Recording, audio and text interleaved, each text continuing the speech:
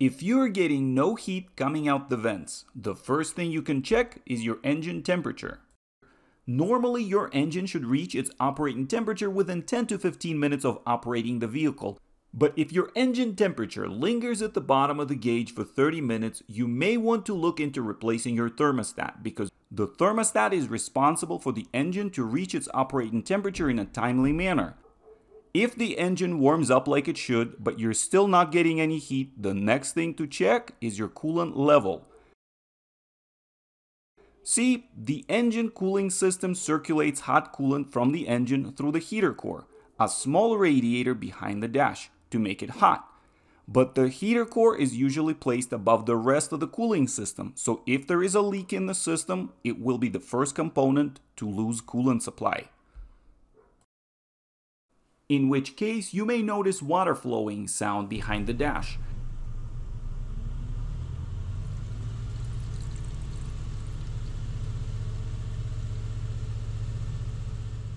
When checking the coolant level, common mistake people make is they check only the overflow bottle. Don't forget to check the radiator too. Make sure the engine is cold before opening it. If you have an expansion reservoir, make sure the coolant level is within the cold fill range when the engine is cold. 9 times out of 10, topping off your cooling system will take care of your heating problem. However, sometimes low coolant level can contribute to formation of air pockets in the cooling system. So if your heat starts to work on the throttle but goes away at idle, consider looking into air bleeding procedure as well. The third reason your heater core is not warming up is a restricted coolant flow due to a clogged up heater core or pinched heater hoses. If you open the hood on any car and look at the very back of the engine compartment, you'll find 2 rubber hoses going into the firewall. These are heater core hoses, providing hot coolant from the engine to the heater core. So the next thing you want to do is make sure they're not pinched or kinked. They can get jammed under something like an engine cover or get routed poorly after repairs. On some cars, you may also find a heater valve placed in between the heater hoses. It can be operated by a cable or vacuum or electronically. Refer to your service manual to make sure your heater valve works properly. If the hoses don't seem to have any obstructions, next thing to check is whether the heater core itself is clogged up. If, when you opened the radiator to check the coolant level, you saw that it is all rusty and gunky on the inside, you can bet your heater core doesn't look much better. Plus, it is a lot smaller than the radiator and therefore is easier to clog up. The simple way to check it is to compare the temperatures of the 2 hoses. But what people often fail to remember when they perform this test is set the temperature setting on hot and the blower motor on high to cool down the heater core as much as possible. On a properly operating heater core, the temperature drop between the 2 hoses should be around 25 to 30 degrees Fahrenheit. On a clogged up heater core, it can be more than double that, depending on how clogged it is. The temperature difference can be so drastic that you may be able to feel it just by touching the 2 hoses. One will be hot and the other one will be really hot. But of course, the best way to check the temperature difference is to use an infrared thermometer like this. They're usually $15 or so and can give you an actual value of what your temperature difference is. I'll add a link in the description if you want to get one.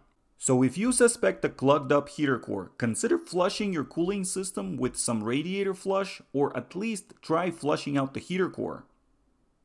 So these are the 3 things that can affect your heater core temperature: engine temperature, coolant level, and coolant flow. But even if our heater core gets nice and hot, we may still have no heat coming out the vents. Let's get inside the passenger compartment and review the second part of the heating system called air distribution system, which blows air across the heater core and redistributes the hot air throughout the passenger compartment.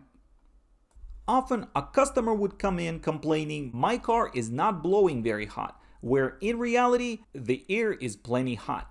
What they have is restricted airflow. So if you turn your blower motor full blast, yet you can barely feel any air coming out the vents, Check your cabin air filter. It is usually hidden behind the glove box or under the hood by the firewall. If your blower motor doesn't seem to come on at all, check your owner's manual to find fuses and relays responsible for the blower motor operation. Another common problem with the air distribution system is the blend door operation. See, the heater core is placed inside of an HVAC housing, a big plastic box behind the dash. Heater core shares room with an evaporator core for air conditioning and the blower motor that takes air either from the outside or from the passenger compartment and blows it across the evaporator core first, and then there is a blend door responsible for letting the air flow across the heater core, bypass it, or be somewhere in the middle.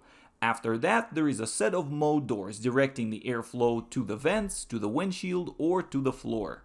Here is an example of a real HVAC housing.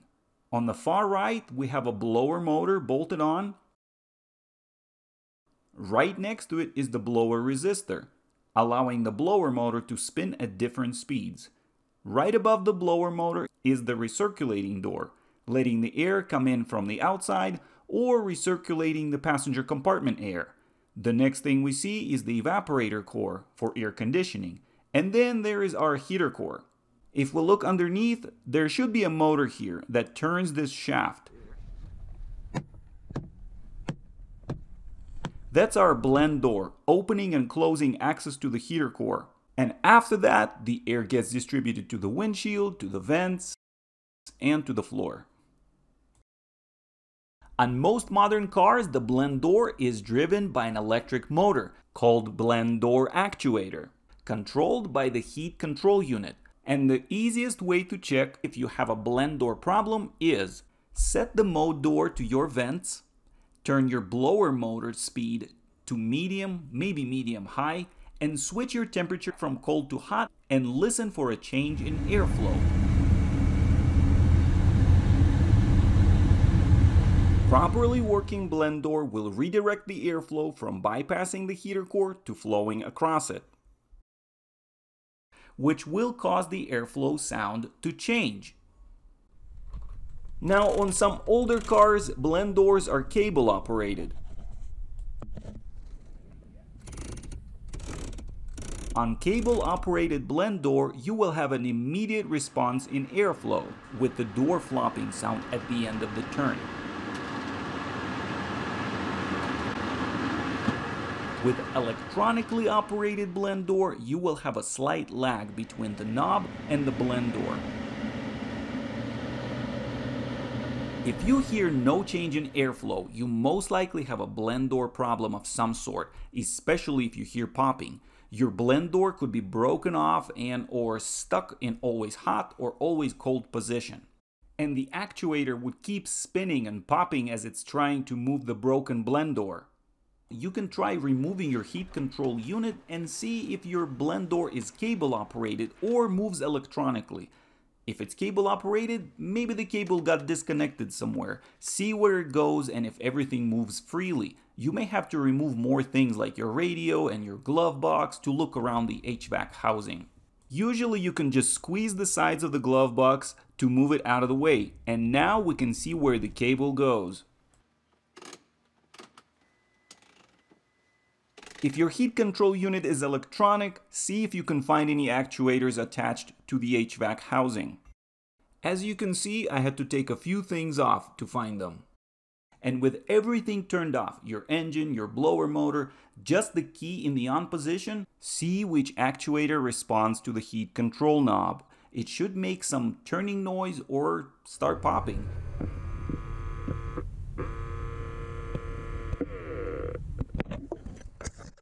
Remove, inspect, see if it needs to be replaced, or if your blend door is broken.